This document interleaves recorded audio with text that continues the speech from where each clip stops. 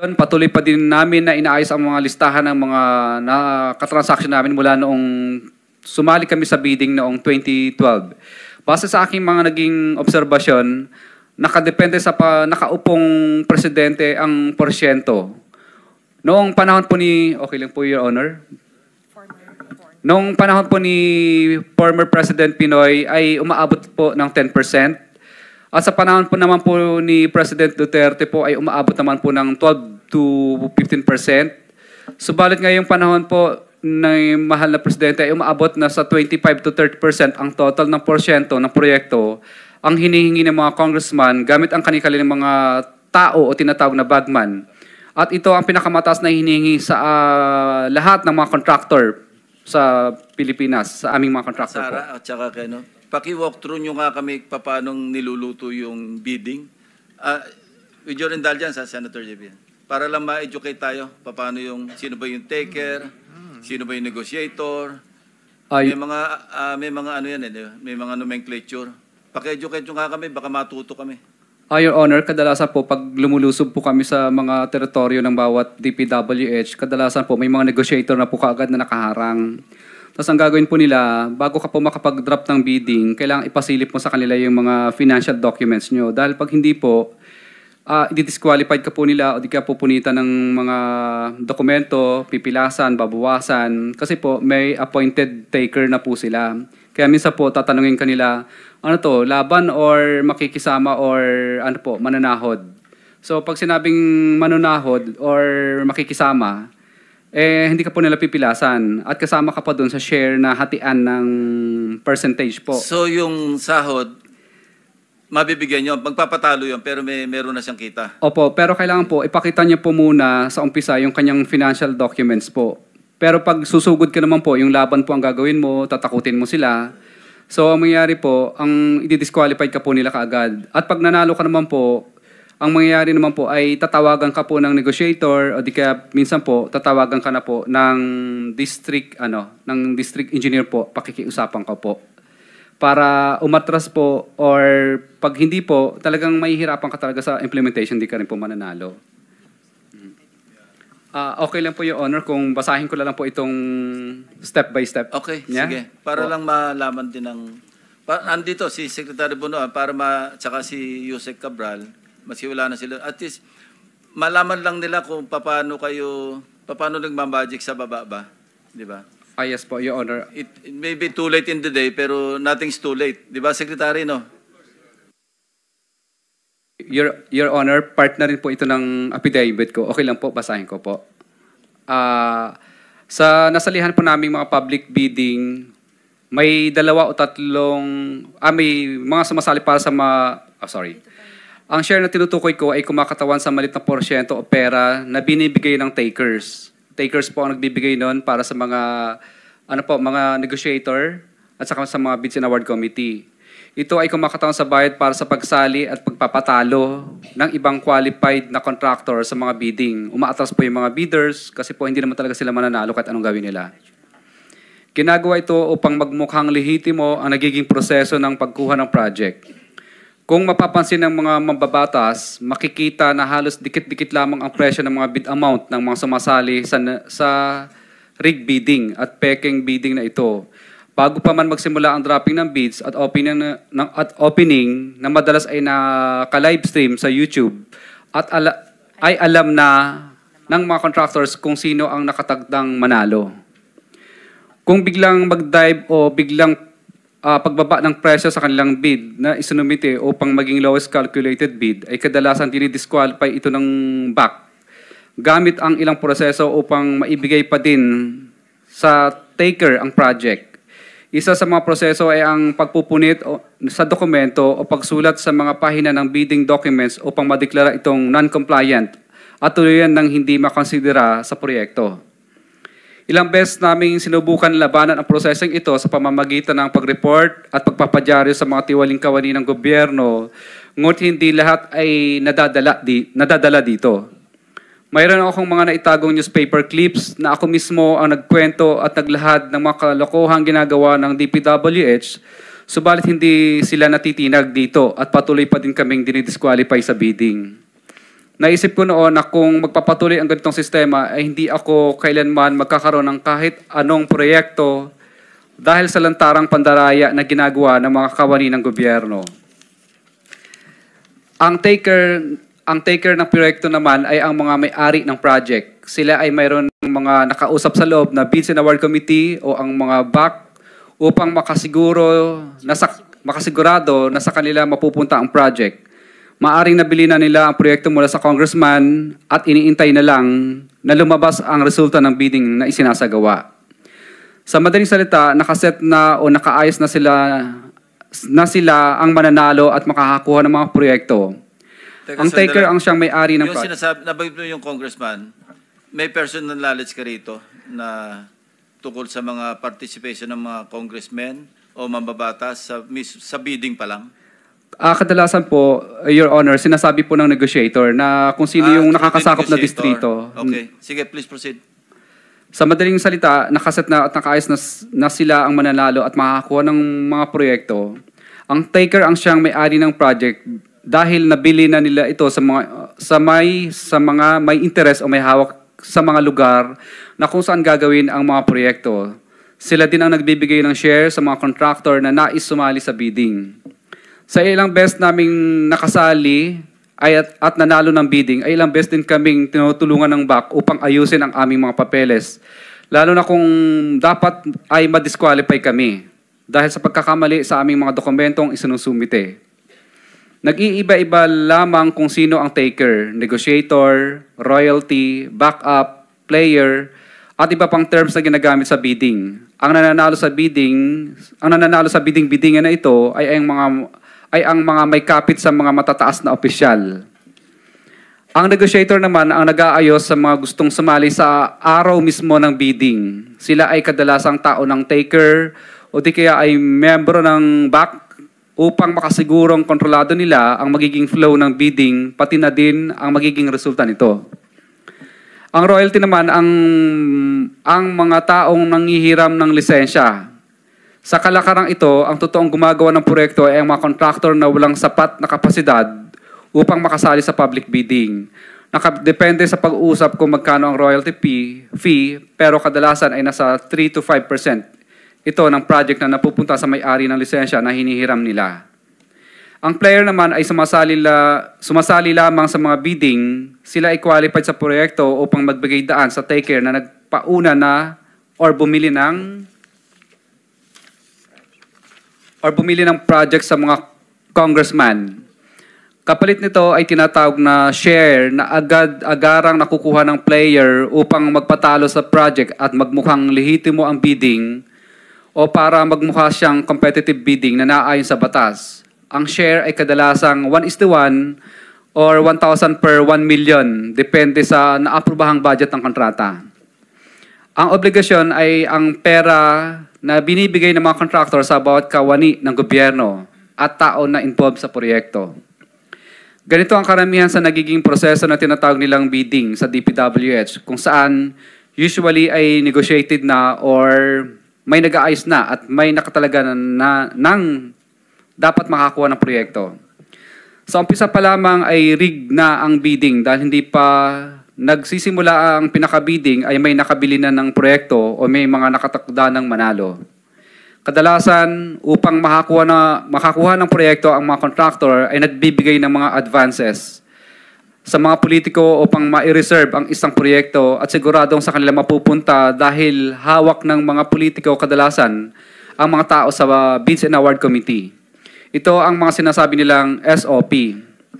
Sa araw ng bidding ay meron ding nag-aayos sa mga sasali na tinatawag na negotiator upang makontrol kung sino lamang ang bibili ng bidding documents at kung sino lang ang makakakuha at makakabili ng bidding documents, sila lang ang pinapayagang sumali sa public bidding.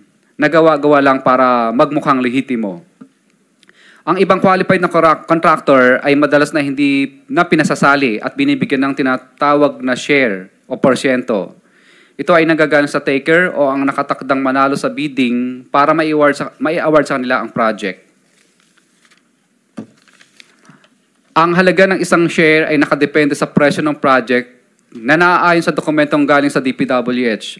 ang halaga ng share na nakukuha ng mga contractors na sumasali ay pumapatak sa 1 to 3% base sa total na presyo ng proyekto. Ibig sabihin, Excuse me, sundan ko lang. Ilang 1 to 3% yon yung binibigyan ng share? kadalasan po kung ilan po yung sumali Hindi, sa... ilan yon? Karaniwan? Average? Number of participants sa bidding? Depende po sa dami ng sumali. Kapag Hindi masyado nga, pong sumali... pangkaraniwan yung, on the average, ilan yung sumasali? kadalasan po, pinipigil na lang sila na hanggang 10 lang dapat sumali So, instead na 10, 50. 53%. Hindi po. Bali, yung 3% po, hati-hati na lang po yung Hati-hati lahat na. ng contractor Okay, thank you. doon. Base sa total na presyo ng proyekto, ibig sabihin, dito pa lang ay may nababawasan na agad na pinaka-operational budget ng taker. Kung susubukan naman namin hindi sumali sa kanilang gustong gawin at susubukan namin na sumunod sa tamang proseso, ay pinapunitan nila ang aming mga dokumento pang-bid para ma-disqualified o maka-classify bilang non-compliant. Kami agad. At hindi na ikinukonsidera ang mga dokumento para sa bidding process. Sa ganitong sitwasyon ay wala din kaming matatanggap na ganitong dahil hindi kami nakisama sa gustong mangyari ng mga taker o tinatawag din naming sunog o lugi. Kasi may bayad para makabili ng bidding docs. Ibig sabihin, talo na po yung pinambili po naming bid docs pag hindi kami nakisama. 50,000 po yun kadalasan. Ang patakaran lang ito ay kadalasan ay ginagamit nilang pananakot sa mga contractor dahil pag na-disqualify kami o maging non-compliant, may posibilidad na kami ay tamaan o mabigyan ng sanction ayon sa 3-strike policy upang ma-blacklist kami. So, ibig po sabihin, sinasadya nilang ma-disqualify kami na 3 ulit para wag na kaming sumali ulit kasi mabablacklist na po kami. Wait, meron kang document. Are you willing to sign that document na parang affidavit din at isabit mo sa komite? Yes po, Your Honor. Pero may the whole point is parang sinasabi mo, the contractors are at the mercy of DPWH officials who sometimes are at the mercy of politicians.